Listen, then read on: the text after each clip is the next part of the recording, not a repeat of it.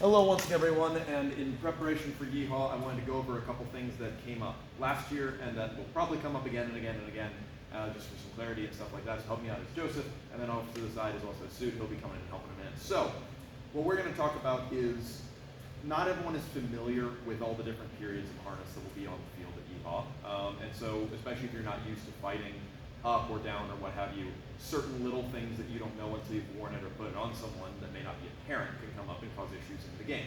So for this, I've got Joseph, who's wearing his later period kit. Most of the later period kits in the field are about like this, and especially for someone that's not used to seeing later period stuff, they assume, oh, it comes later, it must be more protective or what have you. But I just want to break down the pieces and show it's not as insurmountable as it seems, and Joseph's it is in a relatively complete one. There will be more complete ones still, but again, he's pretty well done. So firstly, obviously, he's in plate. If you have any of the red marked polearms and you're in a heavy permitted scenario, good bonk on the helmet, boom, done, no problem. Let's go ahead and try it if you would, Joseph. But when you're using something more like the medium polearms or a spear or what have you, then this can look pretty insurmountable. So a couple things to pay attention to. Joseph, would you look up as much as you can for me? So you may notice he's got a full articulated steel gorget. That's not uncommon with this period of harness. I would even go as far to say it's more standard with this period of harness than any other period. You can go back to that again. This means that when you guys are fighting, go and square up with me. Okay? When you guys are fighting, you may feel like, oh, I'm getting in there, but I'm not touching him. That's why I feel pretty confident thrusting as hard as I am right now. I'm not going to get in there. Joseph is in no danger at all from those targets. Certainly, he has some reinforcements built around there because it's your neck and you don't want to die, but there's not a lot of point for going for these areas. Something that is quite vulnerable, though, and especially on Joseph's kit, is his eyes. So, I mean, if you can nail that shot, then he will absolutely step out on it because he knows it's there. But probably the bigger thing is, in general, just try to be less head-centric. I know in a melee, that's often what only you can see, but you want to bring that attention downward. Fighting up here doesn't do a lot of good. Most people have pretty well armored heads if they're in any sort of kit, so it's going to be a hard target to hit anyhow. You want to be looking into the armpits and the hip like normal. So a couple things on Joseph's kit that look really hard to hit, but aren't. So would you just hold your arm out to the side? You'll notice all this green, that is all target. I mean, he can wear male voiders and does sometimes with this kit, but generally speaking, a lot of the later period kits don't, because they've got more encompassed plate, which again, doesn't actually cover that much more surface area, but I digress. That's usually open because he feels safer in that regard. So all you have to do, just like normal, is just find those gaps and things are good. In particular, since most of their arm harness is not fully encapsulating, right? He's got open all the way down, even well past the elbow. And then of course the palm of the hand and things like that. Another very common thing amongst this period of harness is basically bare legs. Now, he does have a lot more protection than it seems. Certainly, he doesn't care if anything hits him there. He's pretty well armored, but going into the inside, or a lot of them also don't even have greaves or things along those lines. Not that you should be, swinging down there, but certainly if the opportunity presents itself, a quick thrust in any of those areas is worthwhile. And if you find yourself using a sword fighting a sword person, a quick cut to the legs is not a terrible way to go about it. Again, you're down to just your sword fighting someone that's armored, and you're not armored yourself. Get out of there. But again, all this is to say, the big takeaway for later period harness, ignore the throat. It's pretty much always covered, and even those that do just have like a big male mantle, because of the construction of the breastplate and the type of helmets they tend to wear, it's very hard to get that target. It's just not worth the effort.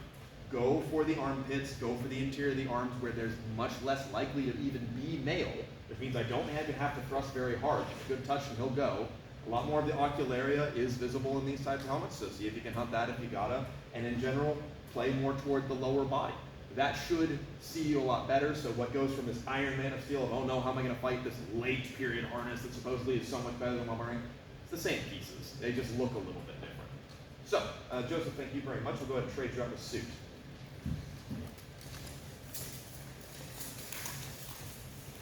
All right, so now, Suit is in an earlier period kit, and of the two different periods of kit you generally speaking see at Yeehaw, that's kind of between these two or literally these two. So you've got your later period kit, and then you've got your earlier period kit. Earlier being just, around about Agincourt or so.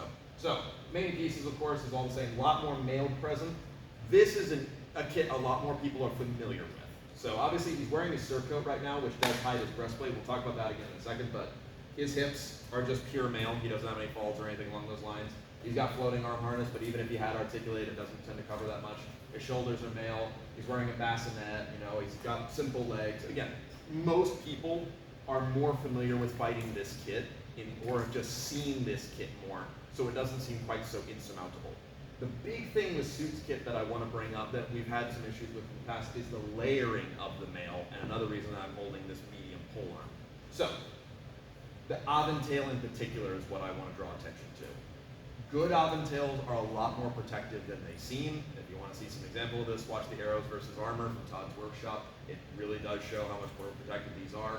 Yes, this is mail, but that's sitting on top of more mail and often even on top of plate, and they've got even more mail underneath. Now that's not to say, of course, that, go ahead and face me, Sue. If I nail a perfect thrust, like straight on, and I know I'm actually touching his gorget right now, that for sure he could go out on, and I don't think either of us would feel bad about it. But this, that's a breastplate. I don't feel solid, and I'm hitting mail from my perspective, but that is not target. Likewise, I am on his shoulder right now, but I'm going through his Aventail to do so. It is totally okay under the rules for him to tank that a little bit more, maybe, give himself a little more room to clear. But if I just get the straight up nail, well, of course, that's only one layer. He kind of knows what's going on. So that's really, again, the neck and head areas where people tend to default because you're in an intense situation you've not been in before, and that's what you're used to attacking. That's also what humanity has several hundred years of building armor to protect, is mostly focused around. So I would not get overly fixated on going for this neck target, even though it seems like it's more approachable. And also as a byproduct of this seeming more approachable, Joseph's kit seemed more insurmountable. All the pieces are still relatively the same. Again, focus more on the arms, focus more on the hips, and also if you are encountering people wearing cloth, pay attention to how it moves. So would you turn to face me? Yeah, go and hold your arm slightly back. You may notice it kind of bulges in a very particular line right here. If you can see that shape outside of really, really good mail tailoring, usually that's indicative of there being plate underneath. So keep an eye out for that shape. That won't always be the case, but generally speaking, if you see that kind of shape and you have the room to test, okay, cool, I know not even to bother targeting it, right? But I will also point out there's no rules against hiding your armor at EHA as long as I know where it is. So he could just have mail underneath there and have a really good fitting surcoat if he's that kind of brave. But otherwise, it's still relatively straightforward. Now again, medium polearm. Here's the biggest thing I want to talk about with this kit. So medium polearms are the only things that are allowed to cut at mail and kill mail. So I've got a yellow marked halberd here, which is on the lighter side, so it's a little more friendly. This means if I were fighting Suit, I can absolutely still stab him like life is great, but I could also do a cut onto his mail, and Suit would have to step out. Now, if I hit him in the head, that's plate. That's a medium polearm. He doesn't care, right? So my Bolges, my lighter halberds, I can do this all day long. He does not care. That he would care about, this he would care about, and if he were in less stuff, I would not be cutting out. So when it comes to the Aventail though, remember all those layers that's on top of. Yes, could I perform a great cut like that and probably kill Suit? Sure. Anything's possible if you put enough, oomph into it. But again, you're now chopping at somebody's neck decently hard. I don't want to see that.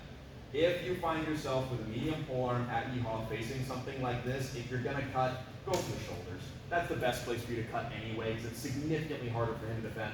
You're going through a lot less layers. But again, like we've talked about year in, year out, no matter what kind of polearm you have, stabbing is just so much more efficient and so much harder for him to deal with. So that's an overview of both styles of kit. Hey, Joseph, may I have you up again? Just to have you on either side to compare. This is right where I'm standing with you, fantastic. So just as a quick reminder, these two, the actual pieces, not all that different. This is kind of the disparagement you're going to see, but it's really mainly the same things. If you're in lesser armor, don't worry about fighting these guys. Stick to fighting, other guys at your level. If you're in more armor, pick your fight. He has less mail, he has no legs. If I'm in more kit, I feel pretty confident, even though he may be in a later period kit than I am. But if I'm in less kit and I'm seeing Suit walk around and I don't have something that can just insta-kill mail, maybe I don't make that choice. You're in the field. Sometimes you'll have to fight, but a lot of times you have the choice whether or not. So pick your battles, pick them well, and have fun. Don't get too strung up on things, and don't get too head-centric, and everything will be great. So, thank you very much, gentlemen, and thank you all very much for watching. I look forward to seeing a lot of you on the field in November. I'll be talking more about these medium polearms in a coming up video. So, thank you very much. We'll go over some other techniques another time.